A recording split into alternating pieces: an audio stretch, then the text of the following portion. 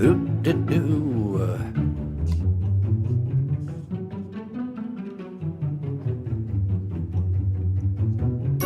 Wow. Everybody and their dog 2 hours early to Mumamo, hanging out, just having a chat. Who's in here messing around? We've got Devious, of course. William Lang, good to see you. Robert Kemp. William, you and Devious were here very early. I mean, I hope you're still here. AJ Gray's here too. Good to see you, friend. Gene, why do I feel like it's been a hot minute since we've seen you join the chat? Good to see you nonetheless. Gerald is here as well. Mr. Scrimshire. Who else do we got? Rebel Moose, good to see you. Doc Void, good to see you as well. Claude has arrived. Everybody's here. Who am I missing? Hey, Kim Bam's here as well. And then RC. Well, of course. But you know who else is here? Why, it's none other than these two fine gents. Hi, everybody. It's us. Hi, everyone. Guys, we get together every Monday, the three of us, really the, 11 billion of us, and we talk about Mutants and Masterminds, which is a TTRPG about heroes. Interestingly enough, the only superhero TTRPG ever, right? Which is just weird to me. It's just weird. It's strange that way. Yeah. It's a genre that feels perfect for RPGs. It really does. I mean, it seems like more of them. Right? It's so strange, right, chat? Claude says we're chilling and thrilling with the villains. We are, indeed, because it's Masterminds and Minions. And also, not to forget, but I've forgotten already. This came about from a couple of cool kids in chat. Angel Arroyo and Johnathan Jackson kind of came up with this separate ideas. We kind of munged them together. The two of them get hero points. And the good thing is you don't have to be present to win them, but you do have to be present to gather all the clues to be able to find them. So, yeah. So they'll need to watch this on demand, but thank you to those two. And, what have we got today? Oh, we've also got some stuff from the tank that we'll talk about. We do that like half past. Sounds good. Cool. The world's RPG. Yes, Claude says Mutants and Masterminds are the world's RPG. Everything RPG. So Gene opens the door and says, what is the number of PL2 minions a PL8 mastermind can have? Okay, let's just explain, just for pretending that nobody knows what we're talking about. What is a minion in the context of M&M?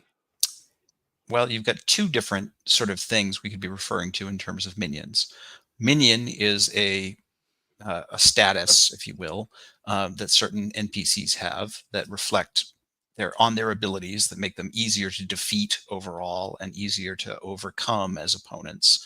That indicates they're fairly minor opponents. Minion in this context also tends to refer to NPCs that are subsidiary to another character and are their henchmen, their agents, the people working for them. And oftentimes, especially master villains, will have groups of henchmen or minions to do their dirty work and stand in between them and the heroes and, take hits for them and, generally be a nuisance for the heroes so that the villain can rant and get about their nefarious business. Aha, got you. In narrative terms, the amount of minions a villain can have depends on their credit score and how many applications they want to put up on Indeed. Exactly. In mechanical terms, if you're talking about balancing a combat between some PL2 minions and a PL8 villain versus a group of heroes, more is better, in my opinion. PL2, you're not going to get too much of anything, really. Yeah.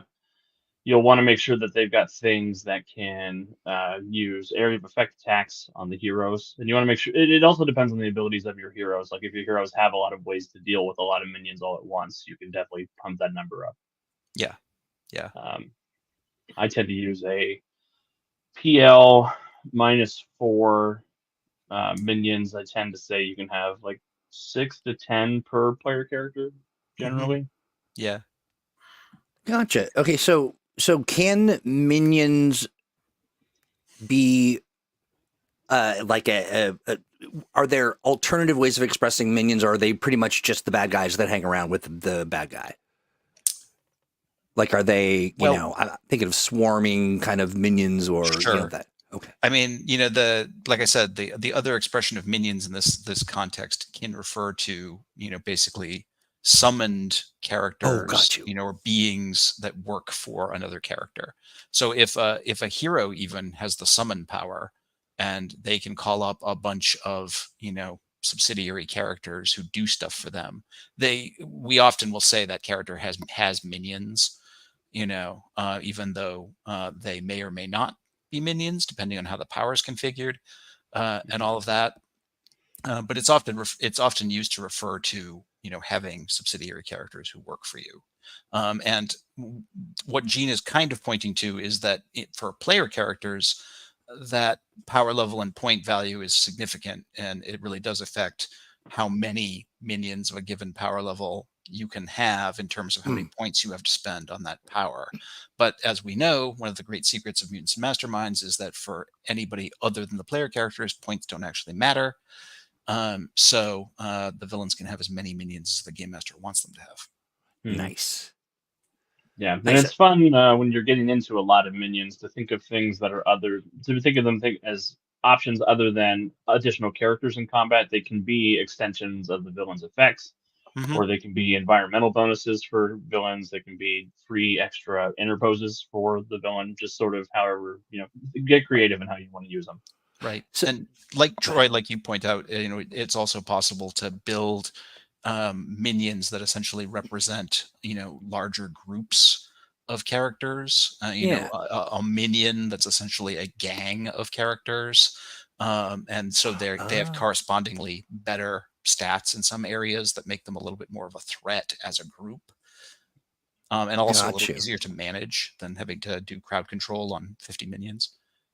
Oh, I see. Yeah. So an economy of efforts then. That's very interesting. So I just a couple of things that folks are mentioning in chat that I think are interesting. Claude says some delicious filet minions. Funny. Filet minion. Yeah. Quick shout out to Ron Mapat and the last 6 months. I see you.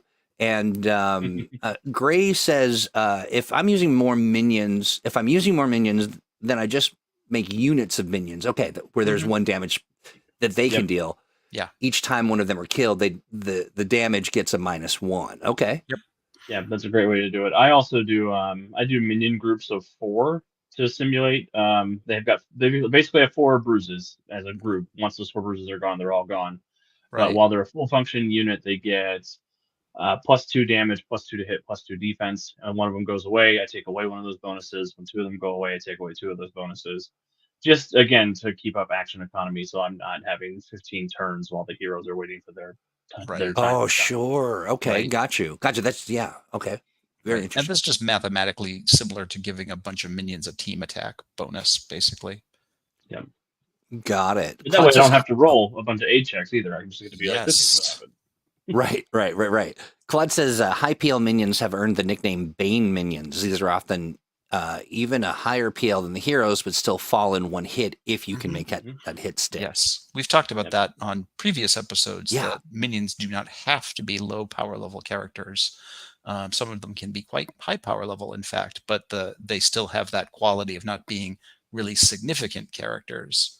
And so a successful hit can potentially take them out if you can overcome their resistance. Got you. Which for powerful minions may be easier said than done. Yeah, it's a great way to show the setting and the genre that you're trying to best represent too, because a parademon is going to be a big deal in a Gotham City campaign, but a Metropolis campaign, they're not going to have a problem Not so much, right? Parademons. Got you. Commando Solo says, Commando Solo 193 says, minions are the way the bad guys throw at the good guys and then run away to live another day. Distract the good guys while the bad guys attack. So that seems like a interesting tactic to kind of throw into the mix. Yeah, and it is a great concept to think about when you're running a villain campaign as well, because this will be probably one of the first times your heroes as a whole have an access to an army of minions that they could throw at people to get to deal with problems Hmm. in a way that their heroic counterparts probably wouldn't. Right. Right. So thinking about how you want to distinguish your minions, I think, is if you want them to be clusters of groups of characters, if you want them to be sidekicks, if you just want them to be effects, Hmm. like Yeah. yeah, however you want to sort of play into that. Yeah. Jay Gray says, I distinguish mooks, minions, and hench people. Yeah, there Like are a any number of good different- GM, complicating There are a the, number of different ways you can distinguish them if you prefer. like with a mustache. Doc Voigt says, and then there's Zap Brannigan. This is the Zap Brannigan method. Right, sending wave after minions at the heroes. Yeah. Some of you may die, and that is a sacrifice I'm willing to make. Right, that is a sacrifice I'm willing to make. Yeah. All right, And I love think it. that's So, I think as a GM, also talking about breakdown of distinctions of minions. If you're running a villain game, if your players want to not pay points to have mooks or hench people or lieutenants, you could turn them into complications. Like if Mhm. somebody is willing to pay the points to have a sidekick who is a henchman, that person's probably going to be much more cooperative and more in line with the villain's goals. But Yep. having a hench person who they don't pay for but is part of the group can be somebody who's trying to overthrow them or somebody who has their own agenda. There's a lot of play in there Yeah. to help your villains still feel like they're leaders of a villainous organization, but aren't necessarily having to pay a bunch of extra points for that. one of the things I do love when in these creative spaces and talking about this stuff is the spin that you get out of entertainment. Kind of sort of, I think of Elphaba from The Wizard of Oz. Like, Mhm. is she the bad guy or the good guy? Tempo mentions Go-Go Loser Ranger is basically an anime manga of the minions as protagonists going up against knockoff Power Rangers who are more like Psycho Rangers inspired by the superheroes of the boys. I love that. Mhm. Amazing. Love to check that out. Yep. Yeah, I think that's the important thing to keep in mind when you're starting to design a villain campaign is what kind of tone are you looking to set? Are you and going what- for? Yeah. Yeah, are you looking to tell sort of like everybody gets to be a wild psycho and is the most evil people they can imagine, or are you trying to make a different kind of comment? A lot of villain games I run tend to be comedy games, Mhm. sort of Yeah. like just a comedy of errors or a farce, just to keep it lighthearted and still tap into that villainous feeling. But I could see the appeal of other kinds of villain games that are a little more Mhm. serious. Yeah. So what's the ingredients to that tone? Is it how do you find that balance? 'Cause I'm imagining when you're getting into a villain space, there's a lot of things can go weird. It can. I mean, I think that, Alex is right that it's really about picking the tone you want from the start, Mm. clearly communicating it to your players and saying, this is the style I'm going for, and being willing to, give the players feedback, especially in the session 0, period where they're pitching character ideas to go, yeah, I don't really think that fits the tone that we're looking for. Like this guy seems a little too murderously psycho for, this particular, sort of theme that we're going for in this game. Maybe we can massage that, concept to come up with something that works a little better. Hey, Sean Holland. Also I want to mention. So Jay Gray says I would love to run a game where the players are villains with an actual organization. And guess what? Mm. You can watch that this coming Wednesday, because RC is running another Redacted Rangers, and it will have two. We'll call them murder clowns. They are they're twins, so they say, identical. One is one is like 6 feet tall, one is not, and one of them might be played by me. And One of them is Arnold Schwarzenegger, one is Danny DeVito. Right. Well, Quinn from Control Alt Quinn fame. And we also have oh my gosh, I forget Dan's character. Anyway, so we'll be broadcasting. I think we're going to broadcast through our stuff too. That's 9 p.m. Eastern Standard, so 8 p.m. Central, 6 p.m. Pacific. It's called The Devil's Playthings. Is that right? That's right. Yeah, it's going to be it's going to be something else. Well, I will say this: that we will be utilizing a mechanic wherein the audience, as part of a donating to charity, can have us do some things, and one of them is balloon animals. Oh Live. no. You Oh, or no. your characters? Us on camera. Wow. I That feel like we're making a lot of hot dogs. Yes, yeah. I think I made one. Giraffes. I called it a mall pretzel. A mall pretzel. Love it. Very fun stuff. So look forward to that. You will see that. You did, yeah. Jay says I activated your ad card. You did. Yeah. Anyway, But, so Troy, you were asking about how to hit like sort of a zany villain yeah, vibe, and Yeah. definitely, I think the important thing to remember is horror and comedy run on a lot of the same principles, and it's all about messing with audience perception and expectation. Yeah. It is presenting situations that seem very outlandish for the context of the characters that they're playing. So, one of the things somebody mentioned was a villainous organization. I think one of the best ways to do that in a zany way is to make it very much like a workplace drama with Right. supervillains. Um, Things like the Harley Quinn animated series does a great job with the Legion of Doom as the Office. I think is a lot of Right. fun. Right. Also, if you look at Archer, which does that with the spy agency. With spy agencies, same idea. Yeah. Yeah, finding little things that you can pair like that helps with finding that sort of feeling. Yep. And another thing that I recommend for people running any kind of villain campaign, somebody mentioned the villains just scraping by. I think underdog villains or everyday villains, I think, is a great place to look at. Venture Brothers is another great example. Yep. oh Where the yeah, that villains was can be great. the Yeah. villains can be frighteningly competent when they need to be, but that's not the point of the story. Right. Yeah. I like it. Yeah. Mel Brooks said that, comedy is just tragedy happening to other people. That's very true. It's tragic when I, stub my toe, but it's really hilarious when you fall down a manhole and die. Right. I listen to me laughing already. That's great. So that's a lot of what, comedy villain campaigns partake in. There's a lot of sort of violent slapstick, which honestly isn't all that far from like Looney Tunes. Oh, sure. Yeah. With the Three Stooges, he kind of. Yeah. John Pologic says, John, I'm certain I'm saying your name wrong. And it's my love language, just so you're aware. I would suggest avoiding any PC roster that promises to become a depravity for all free fall. Oh, depravity for all free. Yeah. Depravity for all free fall. Free fall. There we go. Gotcha. Sorry. There are groups that can appeal to, but definitely check and establish that that's not what you're looking for. Yeah. Again, it's the session 0 is super important, and yes, be very clear about where the lines are, and what tone you're going for. Like, it's okay if your characters freeze this guy and shatter him into pieces, because that's kind of funny. Right. It's bad, however, if you're going to slowly torture him. Right. Yeah. So one icy piece at a time. Yeah. Please don't do that. Hey, there's an SNL skit that's perfect for this. It's a supervillain summit where they talk about creating the most evil invention of all time, and everybody has like, I have a shrink ray and I have a devastator beam, and then The Rock shows up and he's like, I made a robot that molests kids who gets them cancer.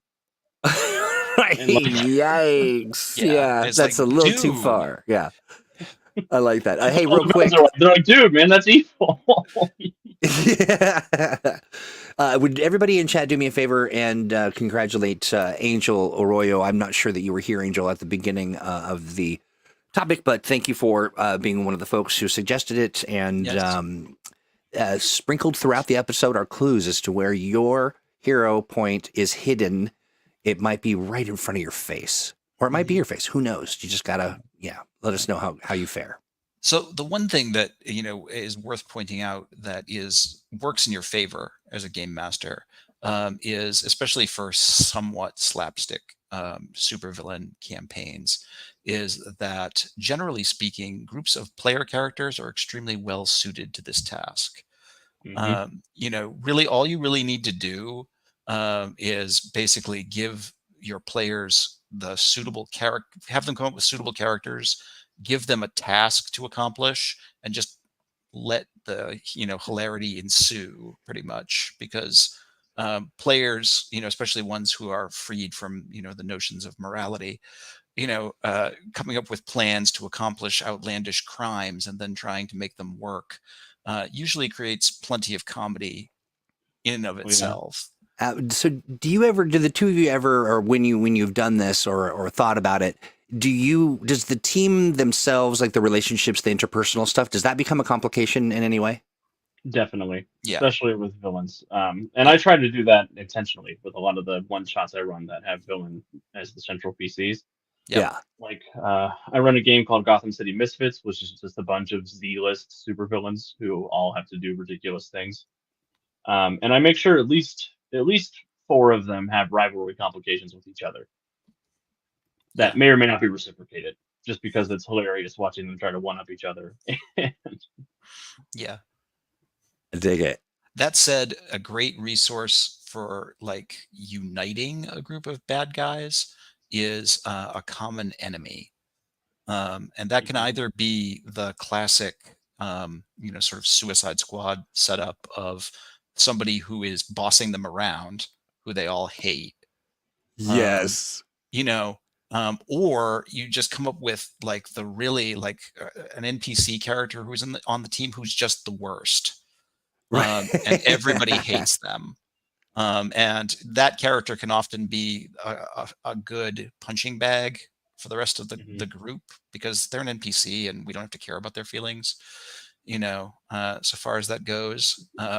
And it can create a useful target for that sort of thing without it having to be a player character versus player character thing that's going to get somebody's feelings hurt, if that's a concern. That PvP question is a very important one to bring up at session 0, because that can be fun for some players and it could be game destroying for other players. Yeah. So you got to check with the level of trust that your players have with each other and the level of engage and how much they want to engage with that kind of content, and develop very clear safety rails for if it starts to get a little personal. Craft01 says, I'm late to the discussion. You're right on time, friend. That says, and then shares, the chat went, okay. Has there been any discussion about wealth and how that is more important to super criminals? Not yet, but that is something definitely to think about. Right. I mean, you've basically got wealth from sort of 2 angles. You've got one is just, the big score, villains who are trying to make money, essentially, in some fashion. And that's one of those things that you, like any game where you are awarding the players treasure of some kind or money of some kind, you just have to, kind of keep track of it, so that it isn't one of those things that either destroys their motivation because they've got more money than they know what to do with, or that messes things up where they're like, now we're going to take all this money and all buy power armor for everybody, or something like that gives you a completely different game than you had planned. And then there's the money angle of supervillains whose one of their powers is basically that they're super wealthy, and that they're just throwing their money around to solve problems, and that still works largely like the way the wealth advantage does in M&M, which is mainly just says it's an advantage that says certain things are not a problem for you because you can throw money at it. And it just goes like away. A Lex Luthor-y kind of villain. Like the Lex Luthor types and any other like super wealthy character who just doesn't have to worry about the things that the little people worry about. Yeah, and I think that does tie in also to something Devious mentions, where villain characters tend to be more proactive than hero characters, especially in superhero settings. So some things to keep in mind: the villain PCs are going to have goals, and they're going to want to take steps to accomplish them in a way that heroes reacting to what's happening won't. Got being it. able to accommodate that. That's very because true. The heroes are meant to defend the status quo for the most part, as long as it's a good status quo. Right. What do you mean by that?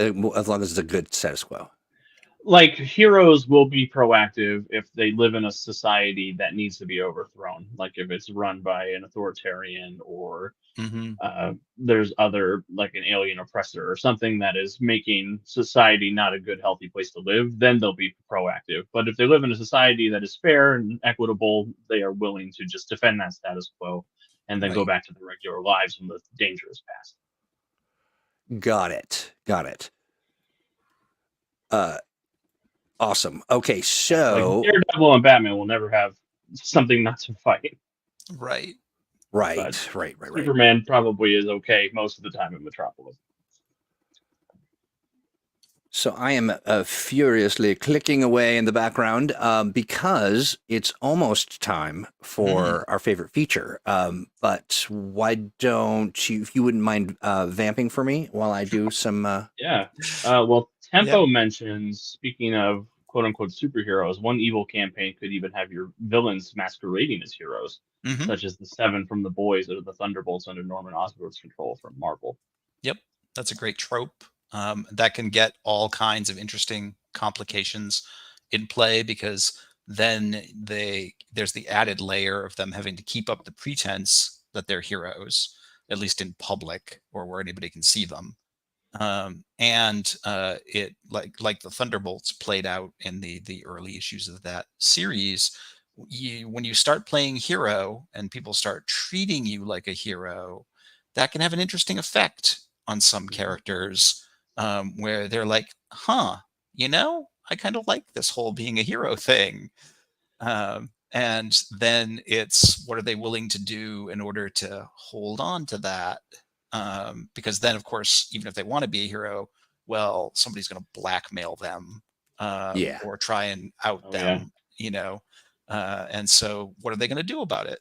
And all sorts of interesting character stuff can ensue from that. Yeah, and I think all of that ties very much into the central idea of a villain campaign really needs a point, really needs a focus, Hmm. or will quickly devolve into just everybody betraying each other and just doing whatever they want. Right. So, like the idea we have to masquerade, like we have to pretend to be heroes, or we're working together to overthrow something, or we have this one big score. Like it depends on Right. the scale of the campaign that you want to run, but Right. having a set goal that all the villains are working towards helps keep Yeah. everybody on track. At least theoretically helps keep people focused. Yeah, or at least gives the betrayal some like a context for betrayal. Right.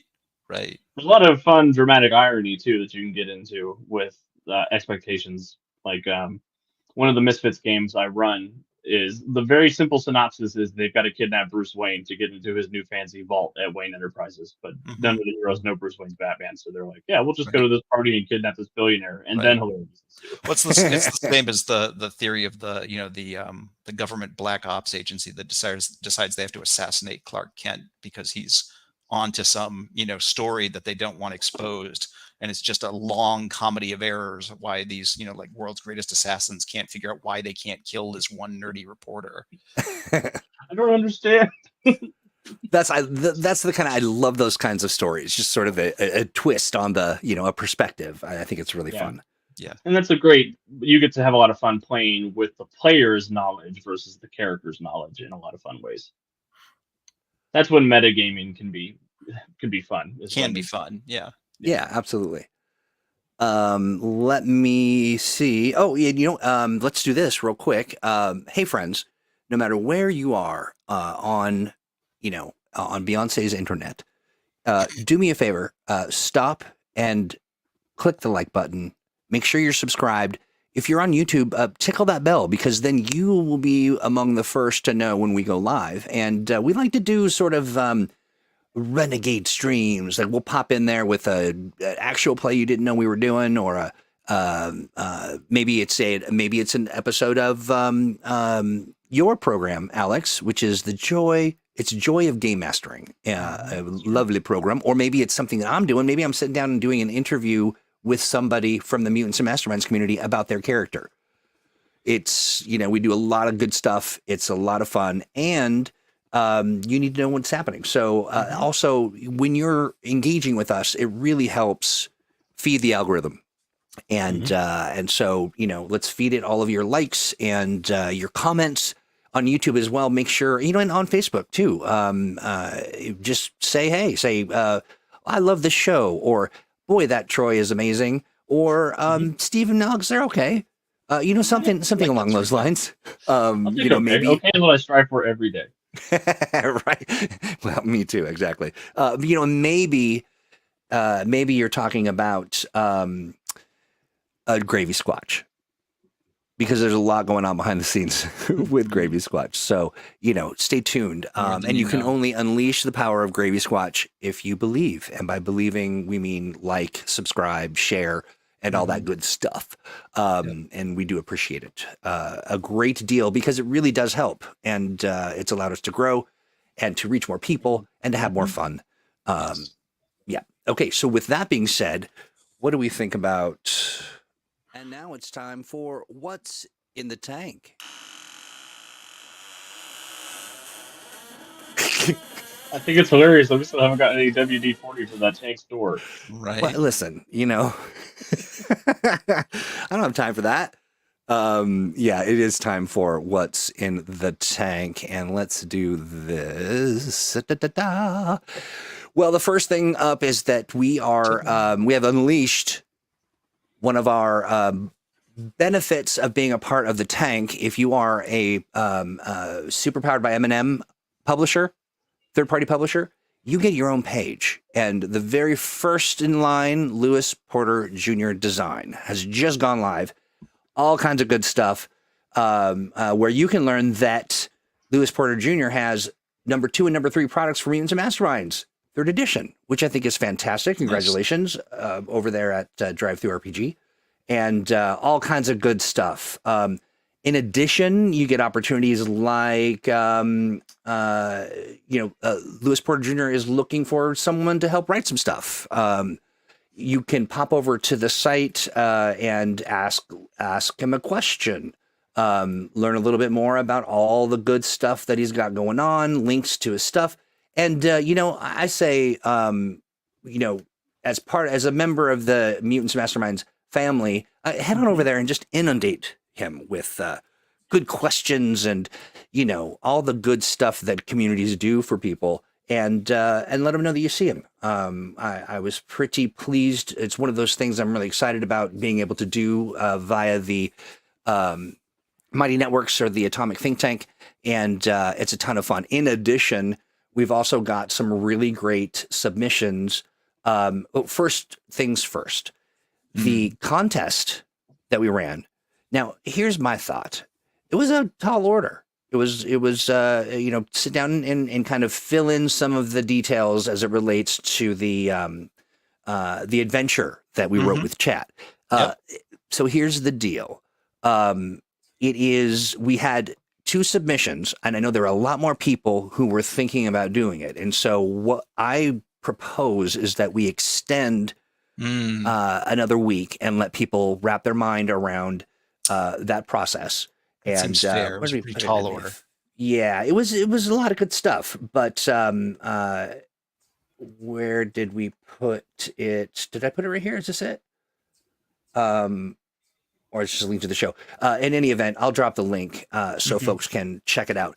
But but I do want to acknowledge, I believe it was Big Nate, and it was our buddy, pal, friend of mine, whom I just hold in the highest regard, and their name is a human name that begins with, I believe it was William Lang, right? I think it was William Lang. If that's not true, then it is now. But so do me a favor, friends. I'll drop the link. Fill in the gaps. Thank you, Devious. And let's add some more to the pot there. And I know it's a bigger thing. So outside of just getting a PDF, maybe both. So we'll do that. So let's jump over here to the Freedom City Library. I think you saw this. Where did that go? Devious. Masterminds and Minions running both sides of an evil campaign. That's the link. Wrote an article. Where did that article go? Is it in the library? I bet it is. Look at this. Hey, Steve, you got some new things up here. Tether, Shrinking Senses. Yeah, Everywhere and Nowhere is William Lang's entry. And is it in the feed? Is that where I'm going to find that? There it is. Minions, the care and feeding of your underlings. And that is an article you can read. You can comment on it. You can get into the mix. It's a lot of fun. There are plenty of new heroes that have been submitted. Oh, well, heroes and villains and characters, I think. Bloop. Everyone gets to see all the messages that come through. I just want to say that some of my favorite stuff is getting in here and just looking. I have learned so much about both our community, which is, you know, of course, as wild as you would imagine, but just about how to construct a hero and the different variations and the ways that you can approach it. It's really super exciting, and you folks should be in on it for sure. Let's jump over to the Aegis files real fast, take a peek at the feed. I like this. Victor, the Viper, Molinov. Good stuff. Heroes Inc. was some great stuff in here. Really phenomenal stuff. Yeah. Heroes Inc. was my first ever M&M live play. Oh, yeah? Nice. Yeah, I ran a 24 episode live stream over on Geek Unleashed. Why so short? Nice.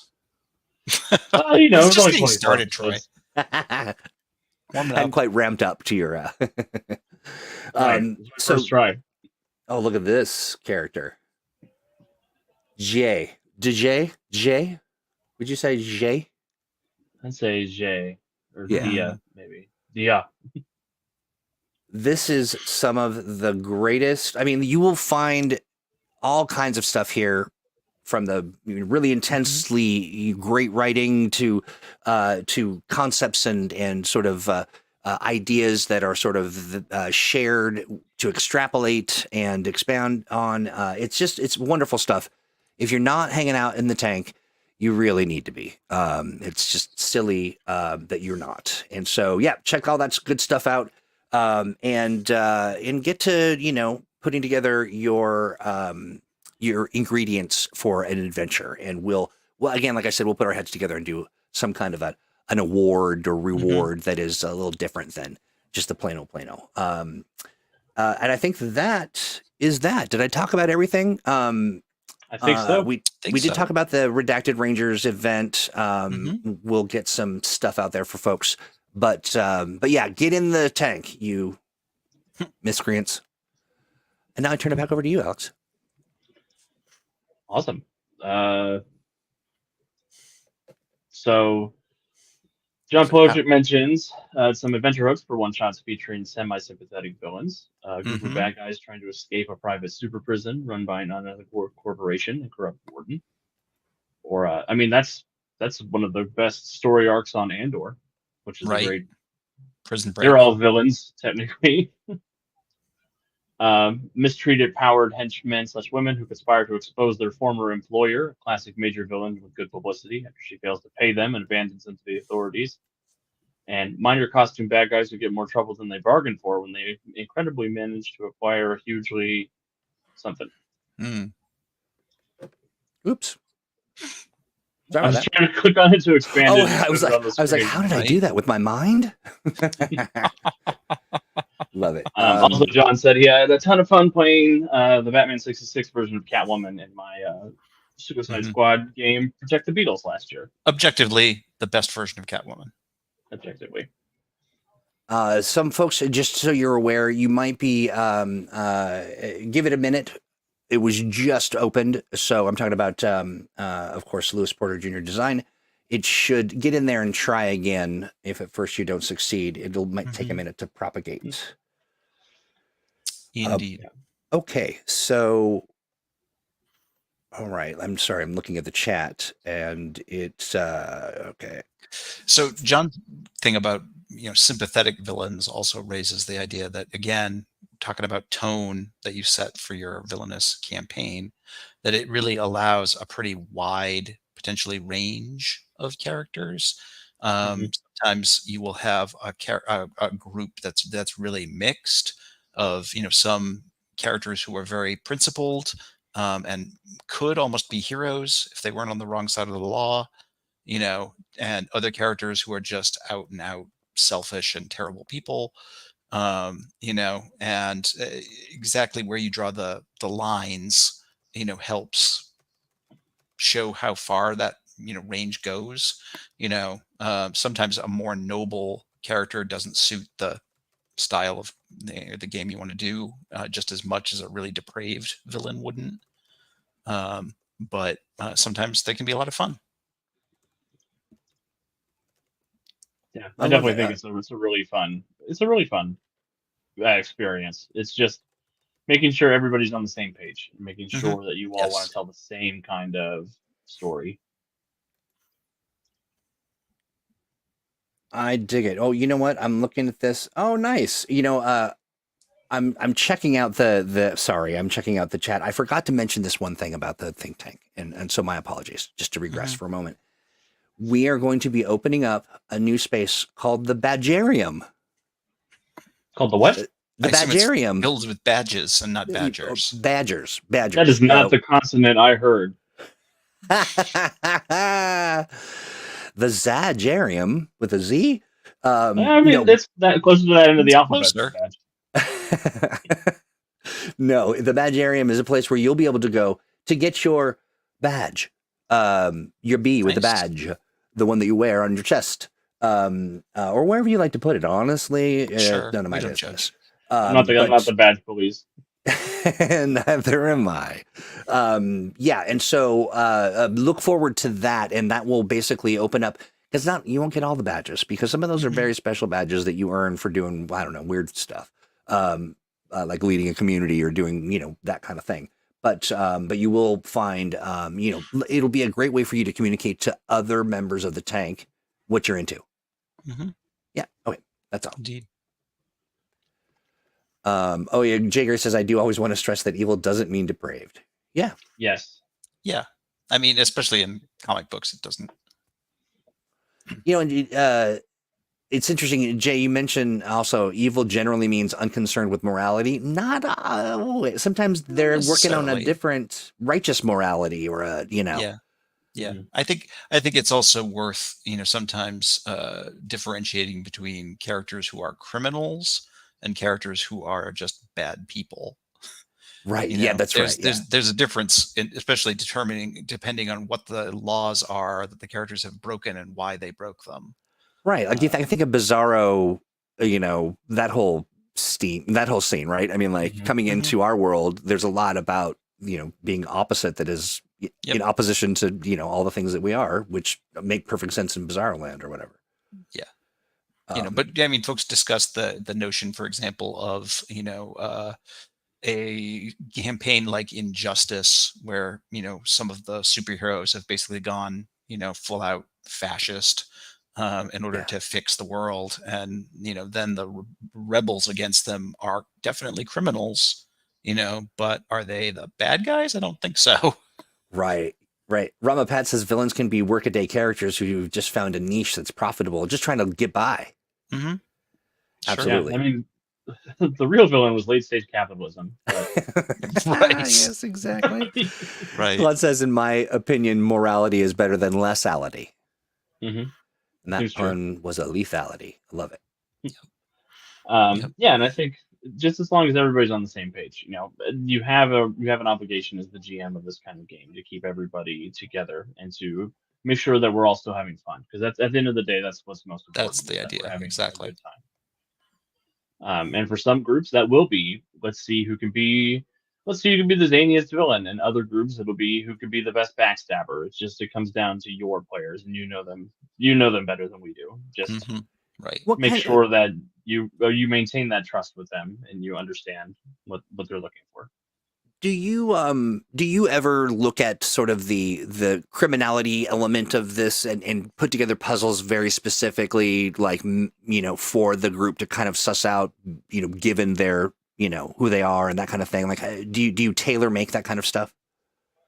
I try to be very specific when I write a villain story about who the villains at play are, Mm-hmm. just so that I know what they are, what they're willing to do, what they want outside of I want to be evil for the sake of being evil.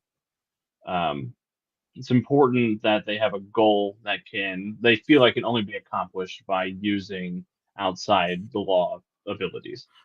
Mm-hmm. Gotcha. Yeah. Let's see. Oh yeah. Okay. So Doc Boyd says, I hope y'all pardon me for mentioning it again, but I think Secret Six by Gail Simone and Jay Calafiore. Oh, I'm just murdering that name. Calafiore. Calafiore is a perfect example of a bunch of villains who are bad guys without being depraved, and anything that Gail touches is pure gold. Yeah, absolutely. Yeah. Yeah, I'm iffy on Ragdoll in that case too, but that's okay. Yeah, I was gonna say Ragdoll kind of depraved, but still. Well, so this is interesting. How do you handle in this element where it is very purposefully bad guys being bad guys and slapsticky or however you're mapping it out? Jay says, well, let's make certain that we understand accountability in this is on all players. The GM has a huge level of responsibility, but players have a culpability as well. I mean, both to things working. But how do you tie a bow on that? I mean, that's the main thing. That is, we're all here in a group trying to have a good time. Yeah. Just make sure that everything you do at a game table is for the enjoyment of everybody at the table and not just yourself. Yeah. Even if the character you're playing is selfish. Because you can be selfish in a way that is a yes-anding and amplifying the fun for everybody and not necessarily, even to the point of being detrimental to your own character, right? Yeah. Sure. And sometimes it's helpful to introduce safety tools, even if it's just a protocol that tells the players, if you feel like things are going too far, just a way to say, hey, can we pause? I feel like this, needs to be reined in, so it doesn't put all of that responsibility on the game master to do that. And because the game master is not a mind reader and isn't necessarily going to know if a player is feeling uncomfortable unless they share that in some way. And so sometimes just having a simple, safety tool like the X card or a red-green sort of stoplight, protocol that just says, hey, time out. Like, I'm not cool with this. Can we, like back this up and do another take?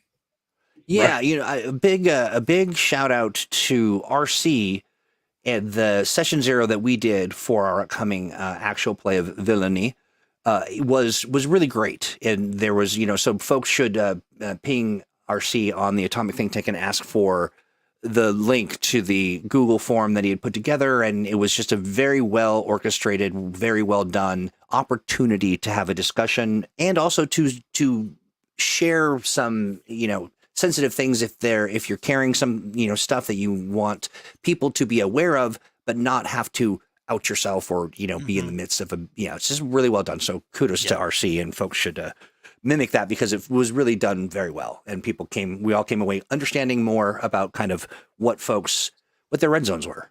Mm-hmm. Yeah. Angel says, I was thinking of a group of small-time street gang that got powers and tech. They are flown into a larger thing that they are out of their element. Yeah, that's... Yeah, sure. It's quite a lot like Redacted Rangers. One of the, sort of power fantasies that exists in the superhero genre is basically having enough power to actually make a difference. Whatever that may mean for the characters. And it can be a very interesting transition for a story to take relatively powerless people who may have, because of circumstances, had to become criminals, may have had to make some difficult choices, and suddenly give them the power to make bigger choices if they want to, and see basically what they do with it. I like that. Holy smokes. It's 2:52 Seattle time. Right. What are the I feel like we could talk about this for another hour as per the norm of our program. How do we want to what's next in this conversation? I'm particularly curious about when we're talking about a villain adventure or a villain encounter where everybody's a villain. What are some of the things to think about to kind of tie it up at the end? You know what I mean? Like to really sort of, how do you make that pay off? Because these are essentially, I don't want to say throwaway characters, but they're not developed, right? They're not going to continue to play that, or are they? Depends on the kind of game. Yeah. I think, like Alex said early on, it's really important to just find the scope of what you're doing. Is this going to be a long campaign? Is this a mini series? Is this a one-shot adventure about a group of characters who have a very clear goal and then they're done? You know, there are a lot of possibilities so far as that goes. And I think that the scope of the campaign for a sort of villainous group is much more important, where it tends to be much more open-ended for superheroes. You know, they sort of have the classic never-ending mission, you know, but the villains, it's really very, very much about their motivations and their goals and what they're trying to accomplish. Yeah, and the chat echoes that as well. And Alex, do you have sort of a bag of tricks where you sort of maneuver a story to a place where, you know, to be continued, that kind of energy, or do you really, you know, how do you operate in that space? Well, famously, I have trouble ending stories on one go. But I'm a big proponent of each session should have some sense of progression. And I like to try to have a beginning, middle, and end to each particular session of a game, with an ending that leaves the players wanting to come back for more, even if I don't intend for there to be more story here. That's one thing that I get sort of in the weeds with from convention to convention is I'll get to the end of a one shot that I'm running at Origins or Gen Con, and they'll be like, "So you're running the sequel to this next year, right? Because we're signing up."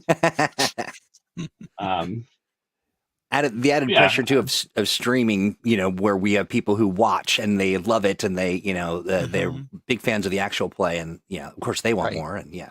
And I like an ending that doesn't leave people feeling like they didn't get answers to some questions, but I do like endings that pose additional questions. Or even just having a group of characters that is just fun being in a stressful situation together is enough to prompt wanting another go with those characters. And I think that's the real thing to focus on with villain groups in particular, is you want them to feel like a group. You want them to feel like they belong together, and there's a reason they keep falling into the same groove working together. I mean, there's in the beginning, the Suicide Squad had a very big turnover because it was meant to be a place for throwaway characters to wind up, but it has a central group now for a reason. They're fun to watch in a stressful situation. Right. And that's sort of what you want to tap into, is making sure everybody has that sort of banter and has that sort of chemistry that could be hard. It's sort of an ephemeral thing. It's hard to engineer. It is. Right. Yeah. It is. You know, so Ramapat says something that makes a lot of sense, and that is it could often be episodic, and that the same villains can come together over and over again, but often years might pass between assembling for the next plan, which is in real life as well. Yeah. I like that. And then Claude says, all those internet denizens clamoring for more of me playing Bowman must be a lot of pressure on you. It really is. The calls have not ceased. It is. The fan mail just comes in by the truckload. What was the name of the... He's firing arrows through my windows, and it's very stressful. And what was the adventure where we had a bunch of bow folk? That was Love is in the Arrow. Yes. Was that Love is in the Arrow? Okay, got you. Was there a Crisis of Infinite Bowmen? No, that wasn't it. Well, I mean, that was basically the premise, was Cupid got a bunch of bowmen from across the multiverse to show up and do his job for a Valentine's Day. That was a lot of fun. Okay, listen, we're running out of time. Great plan. I don't know what went wrong. Yeah, I think you should do it every year. I think the bowmen should just be Cupid from now on. Right, they got the job. I love it. Their list of responsibilities. Steve Kenson, what is going on in the Kenson cinematic universe? I am working on one of our exciting, astonishing adventures, and by our very own Alex Thomas, and getting things in developed shape for Alex to give it his final blessing and hopefully send it on to production fairly soon. Fantastic. Alex Thomas, what's going on? Oh, with you? you know, I'm buried under a rock somewhere All the right now. things. All the things. I have Origins next week, so Hey. if you are signed up to come play with me, I'm looking forward to it. Or at least I will be as soon as I'm done with my prep. A reminder to all of you that Alex oftentimes has a secret extra seat at his games. That's right. It's true. I started only selling 5 tickets so I could have 1 or 2 extra seats if people show up. Well, I love that you've also started with the villain that's two-headed, so you can have 2 people playing one villain. So That would be amazing. Very economical. Ask for that, friends. Yeah. Otherwise, working on Chrono Crisis, trying to get that buttoned up today because I have a really fun first adventure. Steve helped out a whole bunch with the second adventure, and it's all looking really good. I'm excited for you all to get a chance to play with it. And working on Worlds of Valiant, working on Titan City stuff, working on Earth Prime stuff. Yeah, just all over the place. I almost said something I wasn't supposed to say, so that's glad I didn't say that. I love it. So yeah, friends, again. Joy Game Master is tomorrow. I'll be here talking good. Talking about what to expect logistically from convention games. Very top what to bring, how to set it up, how to submit a game.